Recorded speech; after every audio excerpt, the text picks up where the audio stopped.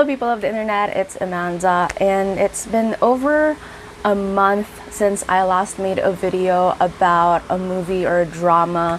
And the reason for that is because October was just a weird month for me. Like, I was in a very different headspace. To be honest, I still am, but I'm trying to slowly go back to normal.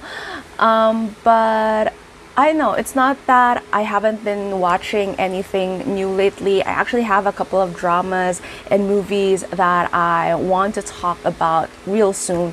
But for today, I just want to focus on like a couple of films that I absolutely love. These are like heartwarming films that I absolutely enjoy. And they're not exactly feel-good movies. They're films that, I mean, if you're not in the mood to cry, I wouldn't probably like recommend these ones, but I absolutely assure you that these are narratives that are really heartwarming. These are easy watches that tap into, in my opinion, just the rawest human experience and emotion, and that's why I really love these films.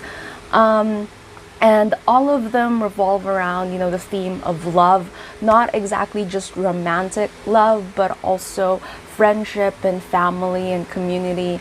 And I just absolutely love these films in general, and that's the reason why I want to share them today. So with that said, let's just get to it. So the first on my list is Ni Yukimasu, or Be With You. And the reason why this film got into my radar is because Hirano just can't stop talking about this film. He mentions this film every time he gets asked about his favorite film. And because of that, I got interested in seeing it. And when I saw it, I absolutely understood why he was so into this film. This had a Korean adaptation, but I prefer the original Japanese version more. And it's basically a story about a father and a son just slowly navigating into the life of losing the mom, who was the mom of the family. And they're 1 year in, they're trying to like work their way into things. And the mom promised that that before she died, she promised that she would go back to them during the rainy season. And when the rainy season happened 1 year later, she found herself back. They found her back in their lives again. There's no explanation. They just found her, but she has no recollection of who she is or who they are. But they just sort of like warmed up to each other right away. In a sense that the father and the son was very ecstatic about having the mom back. And for her, she saw all these different photos in their house and everything. And she immediately accepted that, this was their family, and she started slowly, redeveloping this bond that she has with her. But then the twist is, after the rainy season, she is meant to disappear again forever.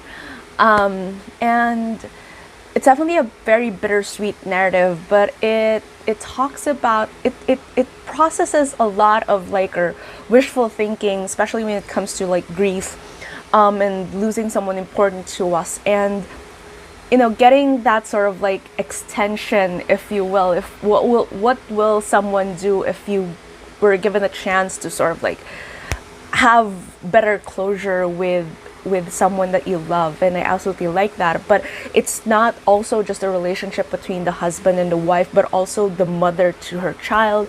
And it delivers a last twist in the end that wraps up the entire story beautifully and changes the way that the entire story was told. Like, if you think that it's a very linear story in a way, it delivers a final twist that reveals something else about the story that makes it even more beautiful. And I wouldn't want to spoil it for those who haven't seen it yet, but I absolutely recommend this film. It's a really good film, good love story, and it sort of like depicts how no matter what happens, if we really, really love a certain person or anything like that, we always go back to them. We always try to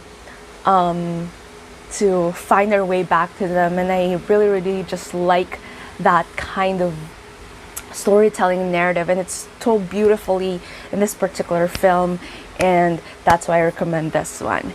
Now, for my next recommendation, it's Close Knit. The Japanese title is a lot longer, so I'm just gonna stick with the English title for this one.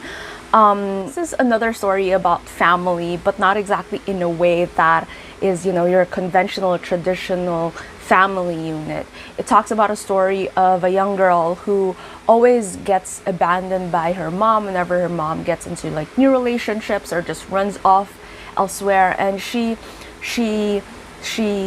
already learned to be a little bit more independent, but obviously she's still young. So one person that she relies on is her uncle, who is her mother's brother. And the story kicks off when one day, her mother runs off again, and her uncle tells her that, okay, you can stay with me again. It's just that I have a new partner living with me. I have a new girlfriend living with me. And for the kid, it was really puzzling, like, who is this new person in their lives? And then he gets introduced to her uncle's new partner, who is actually a trans woman. And for a kid, I like how the movie was told from the perspective of a kid who's trying to understand not exactly like what being a trans woman is, but more of like the idea of what it is about this person that her uncle loves, and why is this person a lot more motherly than the actual mother that she has. It's a very innocent take on, like, non-prejudicial take on, and especially with an LGBTQ themed film, where sometimes we lose because of the prejudices that everyone has.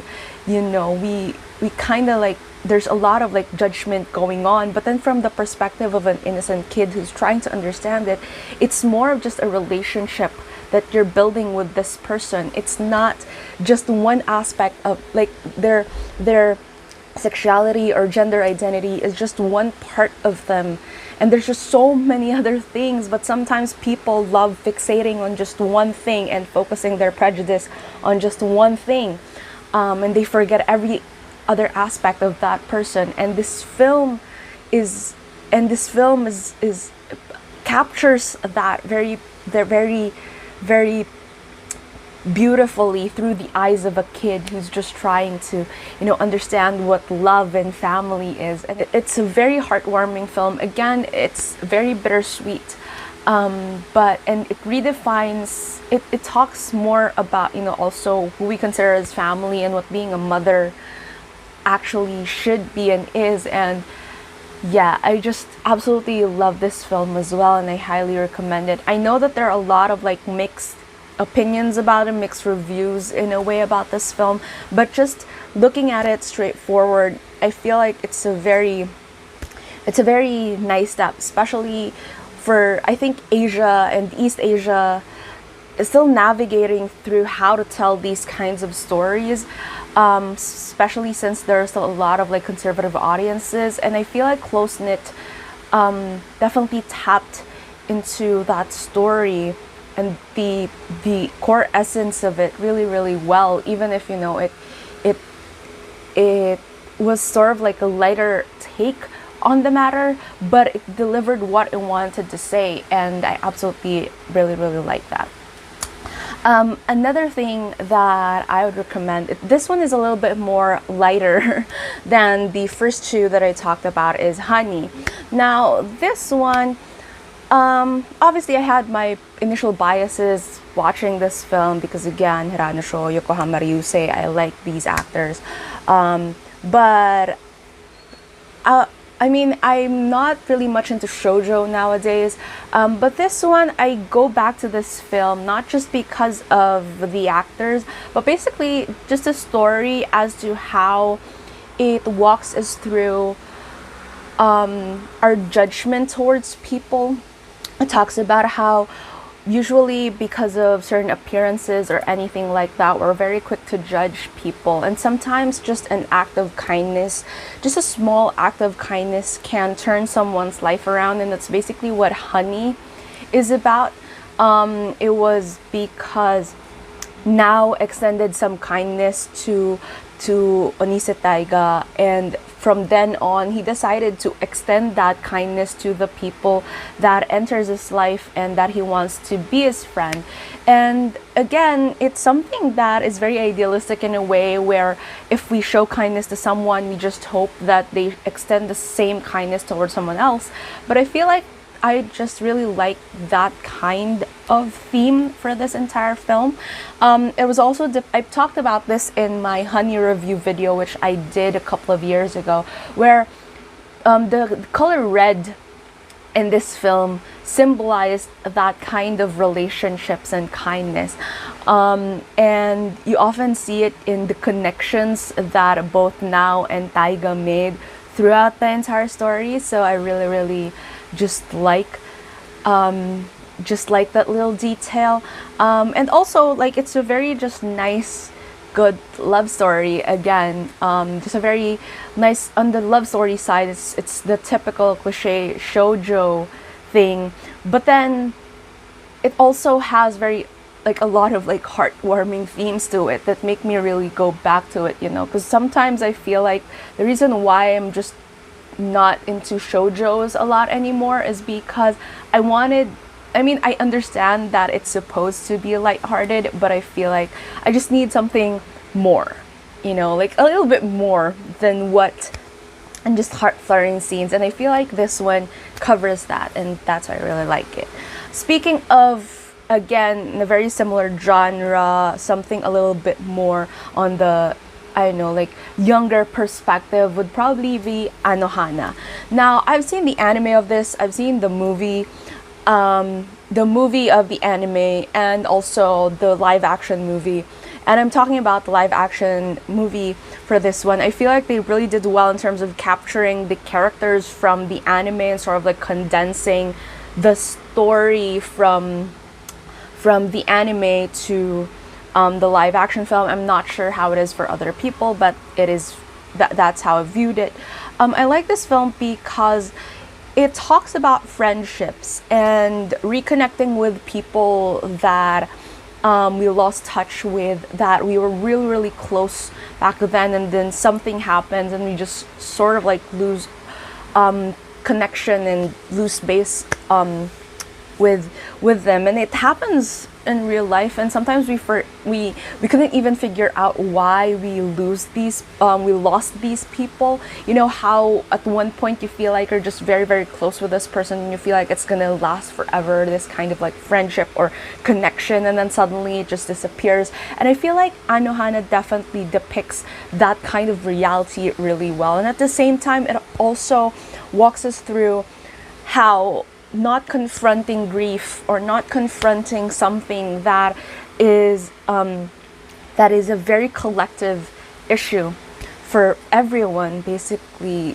often results to unresolved issues or trauma or problems, and sometimes we have to face things head on, but not by ourselves, but with other people. Like sometimes we try to walk through things through our own ways, and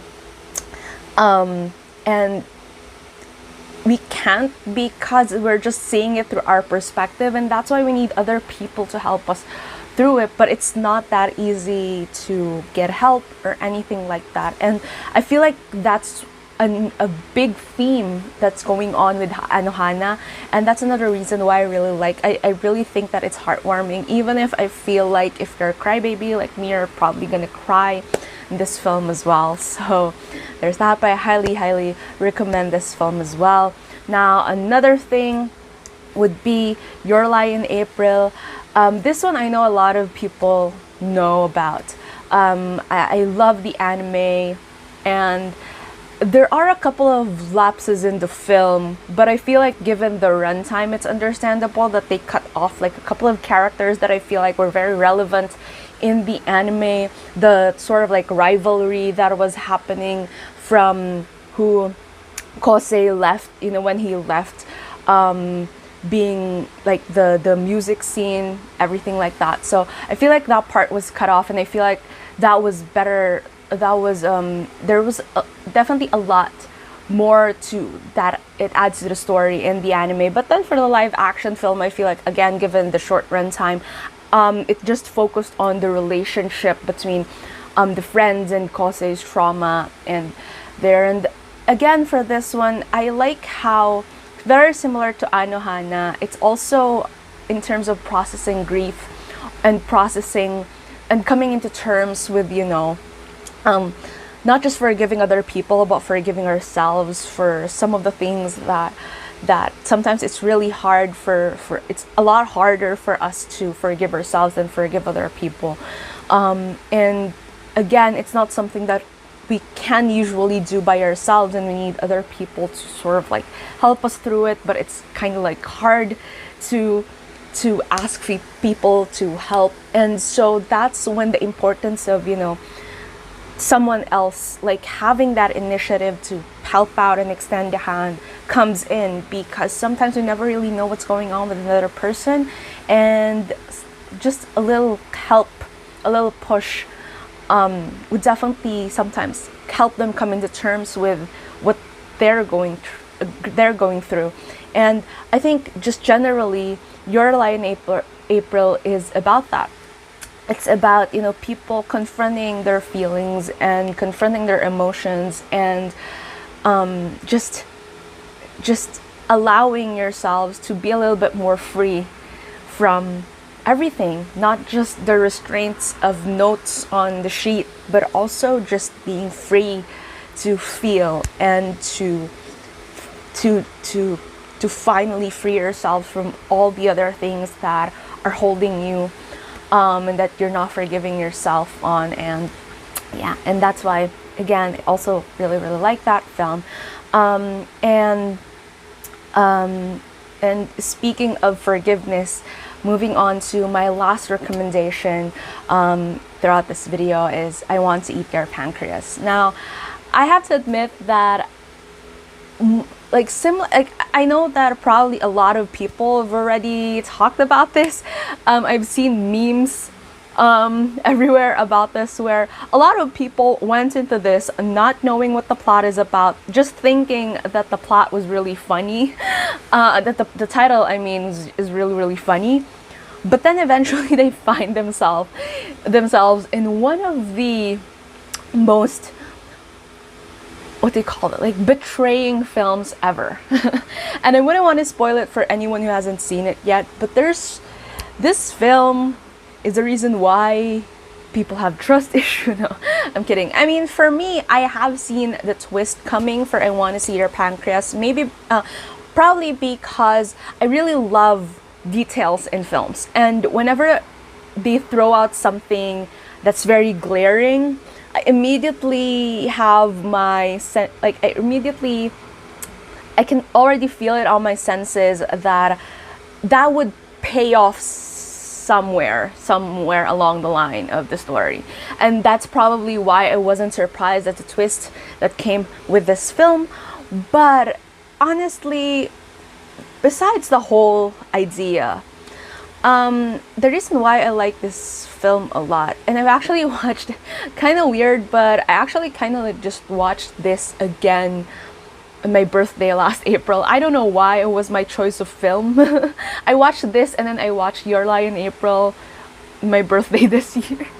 I don't know what I was thinking, but again, it's definitely one of those things where grief, like for me, I have a very tricky relationship with grief because I handle it very poorly. And again, this film also walks us through that. Like, grief isn't something that leaves you just a year or 2 years or 3 years after it happens. Like, it stays with you for as long as you're alive and that you're remembering that person that you lost. And sometimes we just learn to live through it, and it becomes normal that that person is gone. But then things happen from time to time and would get reminded of that person. And sometimes we realize that we still haven't gotten around coming into terms with our own emotions. And I think that in itself is just what this film is about. It's not even about, you know, the relationship that was built between the characters earlier on or whatever happens after. It's basically just about this entire process of remembering something that you feel like you've suppressed for so long, and revisiting that, and finally coming into terms with things that you felt like that didn't have any closure, which is usually what death is about. Now, it just occurred to me that all of the films that I picked out for this film actually talks about grief.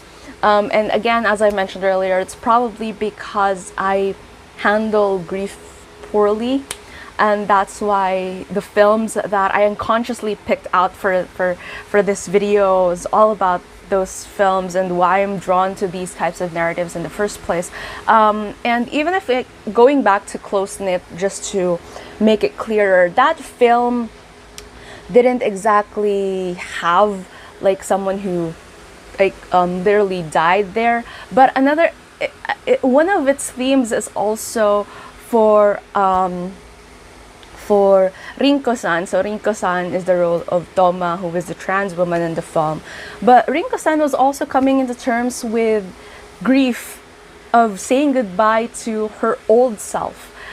She was knitting all these I wouldn't want to say in this video, you just have to like check it out for yourself if you haven't seen the film. But she's knitting something with the goal of like, when she finally reaches her goal, it's gonna be sort of like the funeral for her. She's gonna burn these things that she's knitting, and it's her way of like throwing a funeral for her old self and saying goodbye to her old self. And again, in a way, that's sort of like grieving as well, grieving a part of yourself that you've tried to like live through, and now you're living your truth. And it's getting that closure for your old self. And again, it feels like a very, very interesting take on grief, but it also counts. And you've experienced these types of like heavy emotions, and you relate to these themes or whatever, I do feel like it's very important for everyone to like also see these films, and just to understand that just beyond it, it also talks more about connections and relationships that we build in our lives, and how we should carry it more with importance, and how extending someone a little bit of kindness or anything like that would make a difference. And I think overall, these are just some of the many reasons why I like these films. I would try as much as possible to dissect each and every one of them, but it's gonna be a lot. So I just figured to just create this entire video just to talk about this. But yeah, I highly recommend these films. I hope that you check them out. If you've seen them, please tell me down in the comments below what are your thoughts. Which do you have any other recommendations that have very similar themes? Please let me know. I would absolutely love to check them out. I love checking out people's recommendations on things. If you like this video, please give it a thumbs up. And if you're new to my channel and you would want to hear more from me, please hit subscribe. Thank you so much for watching this video, and I hope to see you again soon in a new one. Bye!